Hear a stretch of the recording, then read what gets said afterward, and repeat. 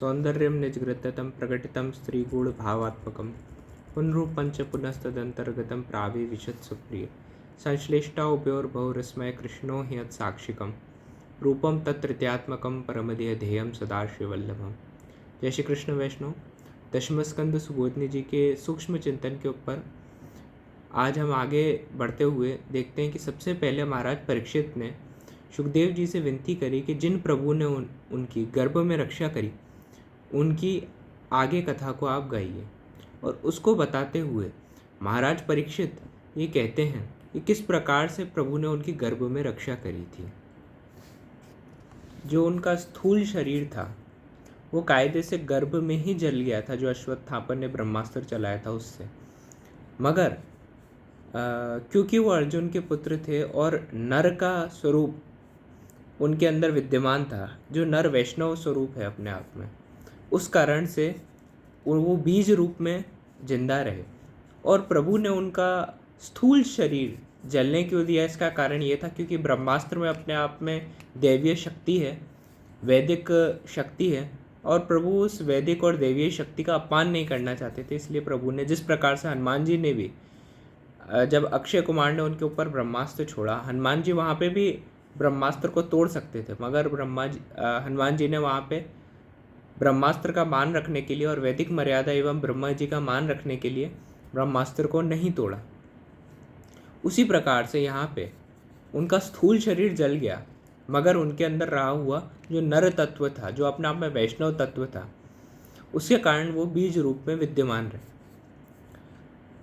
और प्रभु की ही कृपा से उन्होंने अपना स्थूल शरीर वापस रीजर्मिनेट भी करा, ऐसा वो बताते हैं।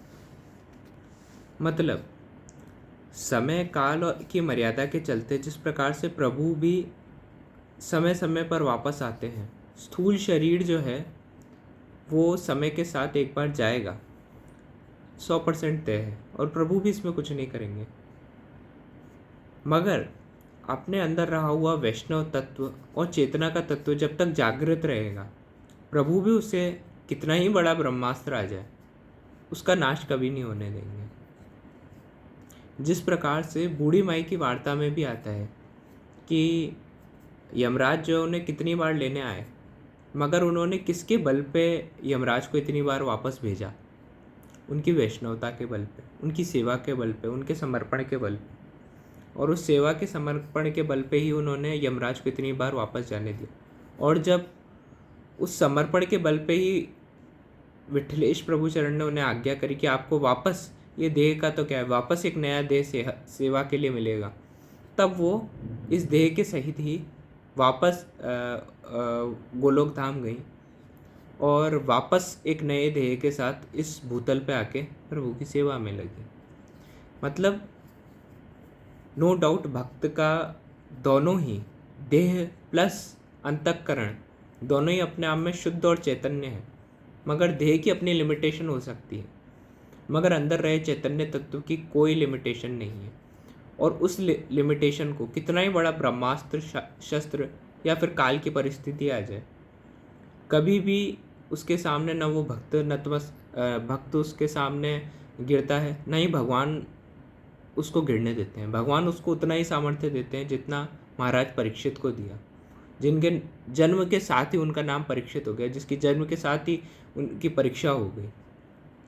आगे महाराज परीक्षित कहते हैं, हे विद्वान, समग्र देहधारियों के भीतर और बाहर पुरुष रूप तथा काल रूप में जो अमृत और मृत्यु देते हैं और जिनको अज्ञान से मनुष्य समझा जाता है, उन मनुष्याकृति पुरुषोत्तम की पराक्रमों का वर्णन करें। मतलब इसका अपने आप में एसेंस क्या है? जिस प्रकार से जिस प्रकार से ध्रुव जी ने भगवान की इतने समय तक तपस्या करी थी, और उस तपस्या के फल स्वरूप, क्योंकि ध्रुव जी को पता तक नहीं था वो किसकी तपस्या करने जा रहे हैं, ध्रुव जी मात्र इस तलाश में निकले थे कि मुझे कोई ऐसा इस प्रकार का मेरे को कोई मेरा स्वामी मिले जो मुझे गोद गोद में बैठाए और मुझे सनात करे। उनको नहीं पता तो वो भगवान को ढूंढने जा रहे हैं, पुरुषोत्तम को ढूंढने जा रहे हैं, किसको ढूंढने जा रहे हैं। और नारद जी जैसे महापुरुष उनके का जब उन्हें संग हुआ और नारद जी ने उन्हें बोला क्या करने जा रहे हो, उनको ये भी नहीं पता। क्या करोगे, उनको ये भी नहीं पता। मगर नारद जी ने उन्हें मंत्र दिया और उन्होंने जाके साधना करी उस मंत्र से। साधना के फल स्वरूप प्रभु प्रकट हुए, क्योंकि जिनने मंत्र दिया था, पहली बात तो वो बहुत चेतना में रहने वाले स्वयं प्रभु के ही स्वरूप नारद जी, और मंत्र बिल्कुल फल रूप स्वरूपानंद देने वाला था। तो प्रभु स्वरूप के जरिए उनके सामने प्रकट हुए, और जब उन्होंने अपनी क्षमता और सोच से परे ऐसे प्रभु को देखा तो वो बिल्कुल विस्मृत 2 मिनट के लिए इस पल के हो गए कि वो इस प्रकार से विस्मृति हो गई उनकी सब चीज़ों के प्रति कि वो बिल्कुल चकाचौंध होकर बैठ गए और प्रभु को निहारने लगे। उनको समझ में नहीं आया क्या करूं, क्या सोच रहा हूं, क्या करूंगा आगे। और उनकी जब 2 मिनट से ज़्यादा इस अवस्था को भगवान ने देखा तो प्रभु ने अपना पांचजन्य शंख उनके कपोल पे हल्का सा लगाया, और जब उनका पांचजन्य शंख उन्होंने कपोल से लगाया तब उनके मन में भी ये सेम भावना आई थी कि जिस प्रकार की भावना यहाँ पे महाराज परीक्षित ने प्रकट करी थी कि समग्र देहधारियों के भीतर और बाहर पुरुष रूप तथा काल रूप से जो अमृत और मृत्यु को देते हैं, ऐसे प्रभु को मैंने साक्षात आज दर्शन करे। आचार्य चरण इस श्लोक की सुबोधनी जी में पुरुष रूप और काल रूप को बताते हुए बताते हैं कि भगवान ने जो मत्स्य आदि अवतार लिए हैं वे भगवान के पुरुष रूप है, और शब्द स्पर्श रूप रस और गंध के विषय भगवान के काल रूप हैं। आगे आचार्य चरण कहते हैं कि भगवान ने जिनके ध्यान द्वारा किया जाता है, जिन लोगों द्वारा प्रभु का ध्यान किया जाता है, भगवान के पुरुष रूप और ब्रह्म से लेकर तृण पर्यंत रूप भगवान के काल रूप हैं। यहाँ पे आचार्य चरण क्लियरली बताते हैं कि प्रभु का दोनों स्वरूप है, काल रूप भी है और पुरुष रूप भी है। पुरुष रूप में साकार रूप से दिखते हैं, और काल रूप में जो उनकी रसात्मक ब्रह्म क्रियाएं हैं उनको करते हैं।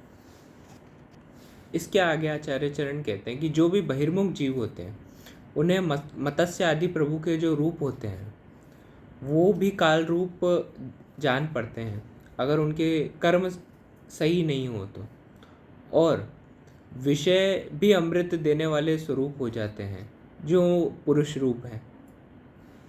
इसके आगे महाराज परीक्षित अपने 4 से 5 प्रश्न प्रभु के ऊपर सुखदेव जी को कहते हैं। पहला प्रश्न जो कहते हैं वो ये है कि एक तरफ 9वें स्कंद में बलराम जी को बलम गदा कह के बलराम जी को रोहिणी जी का पुत्र संबोधित करा है, और दूसरी जगह वसुदेवस्तु देविक्याम कह के जो संकर्षण भगवान है माने बलदाऊ जी को ही वापस वसुदेव जी ने देवकी जी से उत्पन्न किया ऐसा कहा है। तो ये दोनों विरुद्ध वर्णन प्रभु के कैसे प्राप्त हो रहे हैं यहाँ पे, और इसको कहते हुए जो राजन है अपने प्रश्न को अन्यथा ईश्वर के प्रभाव से सर्व कुछ हो सकता है इसको कहते हुए भी आगे डिलीवर करते हैं। आगे जो अगले प्रश्न को लेते हुए सुखदेव जी के सामने महाराज परीक्षित कहते हैं कि जो मुकुंद भगवान हैं वसुदेव जी हैं वो कारागृह को छोड़कर उस समय ब्रजमंडल क्यों गए। जो इतने बड़े उच्च कुल में हुए वो अपने कुल से बिल्कुल विमुख और बिल्कुल दूर होकर एक ऐसी जगह पर गए जहाँ पर हो सकता है वो फिट भी नहीं होते आगे जाके आने वाले समय में। आगे वो पूछते हैं कि उन्होंने उस जगह पे जाके करा क्या, ब्रज में जाके करा क्या, और कंस जैसे राजा को मारना पहली बात तो अपने आप में डिफ़िकल्ट भी था, और दूसरी बात, जब कंस को मारा तो अपने ही मामा को मारना कहीं ना कहीं निंदनीय कार्यों में से एक होगा। फिर वैसा कार्य प्रभु ने करके कैसे दिखाया? और इन सारे प्रश्नों को करते हुए वो एक चीज़ जरूर कह रहे हैं बार बार हर श्लोक में, कि ये शायद प्रभु की भगवत्ता ही है कि प्रभु ने ऐसी चीज़ भी करके दिखाई।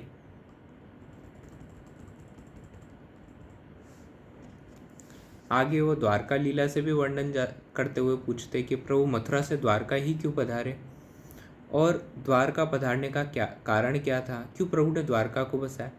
और इन सारे प्रश्नों के उत्तर किस प्रकार से आगे सुखदेव जी देते हैं, उसकी चर्चा हम कल करेंगे। जय श्री कृष्ण।